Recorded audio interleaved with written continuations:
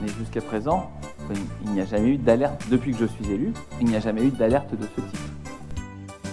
Depuis que je suis élu, il n'y a jamais eu d'alerte, il n'y a jamais eu d'alerte, il n'y a jamais eu d'alerte.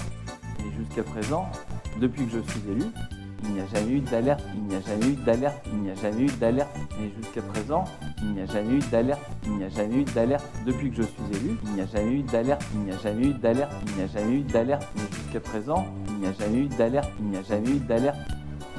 Mais vous savez, ça peut arriver dans n'importe quelle collectivité d'avoir des problèmes ou d'avoir une alerte, qui n'est pas forcément synonyme de problème véritable. Voilà.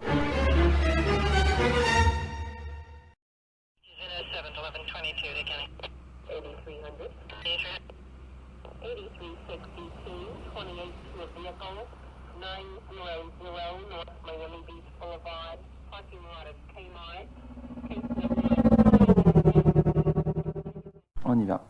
Politique de prévention et de gestion des risques d'atteinte à la probité.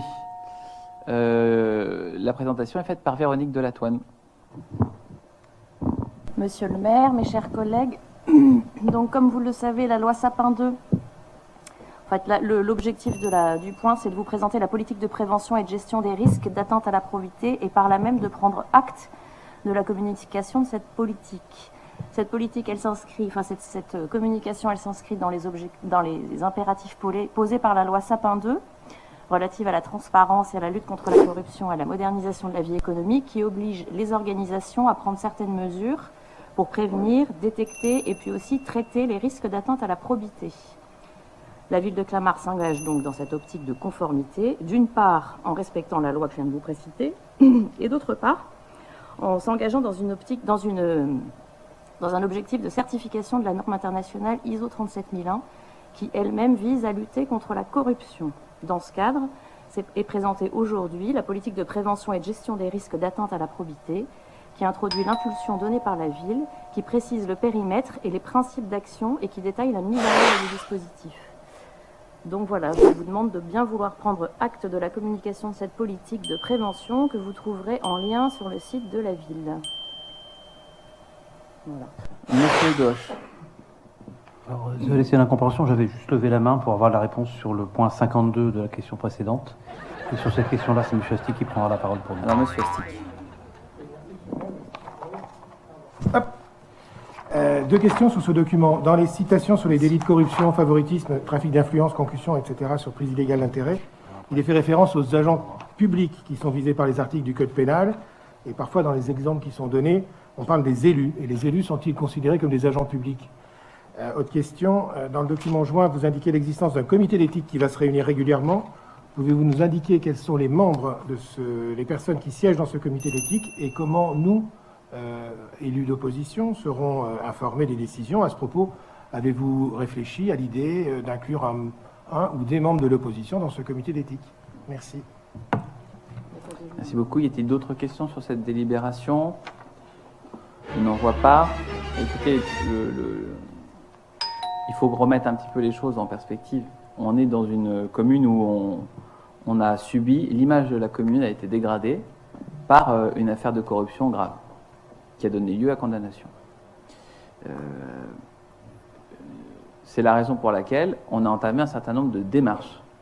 La première des démarches, ça a été de mettre en place le scoring sur Clamart Habitat, devenu désormais Vallée Sud Habitat. J'observe que la loi, maintenant, demande à la généralisation de cet outil, qui était donc vraisemblablement un bon outil. Ensuite, j'ai mis en œuvre sur la commune une labellisation ISO 9001 pour les marchés publics.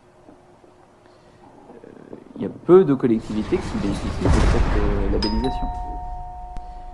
Et nous nous sommes engagés dans la démarche qui a donné lieu d'ailleurs à une formation de l'ensemble des élus, y compris des élus de l'opposition, qui sont associés à la prise en compte de cette démarche, pour que Clamart devienne la première ville ISO 37001, c'est-à-dire la norme anticorruption. Première ville de France peut-être à obtenir cette norme si nous arrivons à aller au bout.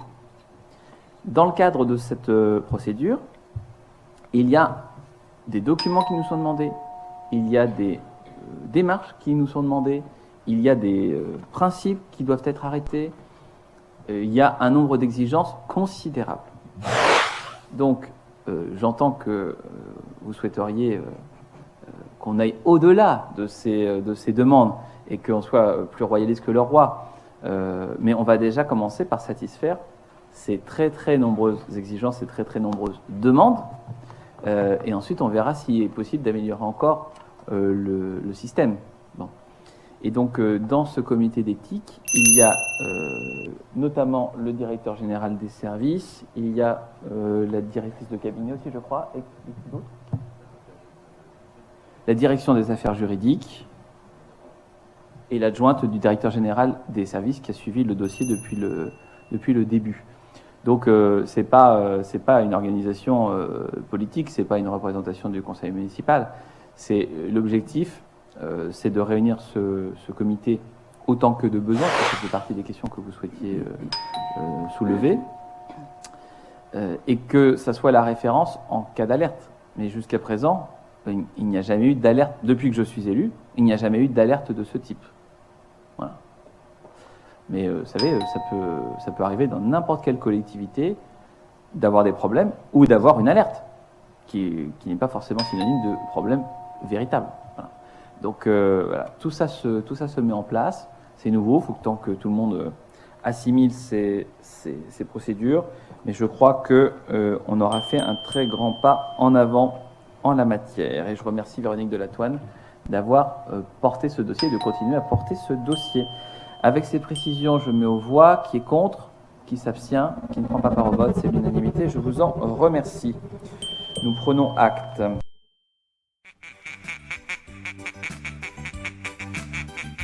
Mais jusqu'à présent, il n'y a jamais eu d'alerte, depuis que je suis élu, il n'y a jamais eu d'alerte de ce type. Depuis que je suis élu, il n'y a jamais eu d'alerte, il n'y a jamais eu d'alerte, il n'y a jamais eu d'alerte. Et jusqu'à présent, depuis que je suis élu, il n'y a jamais eu d'alerte, il n'y a jamais eu d'alerte, il n'y a jamais eu d'alerte. Et jusqu'à présent, il n'y a jamais eu d'alerte, il n'y a jamais eu d'alerte. Depuis que je suis élu, il n'y a jamais eu d'alerte, il n'y a jamais eu d'alerte, il n'y a jamais eu d'alerte. Mais jusqu'à présent, il n'y a jamais eu d'alerte, il n'y a jamais eu d'alerte. Mais vous savez, ça peut arriver dans n'importe quelle collectivité d'avoir des problèmes ou d'avoir une alerte, qui n'est pas forcément synonyme de problème véritable. Voilà.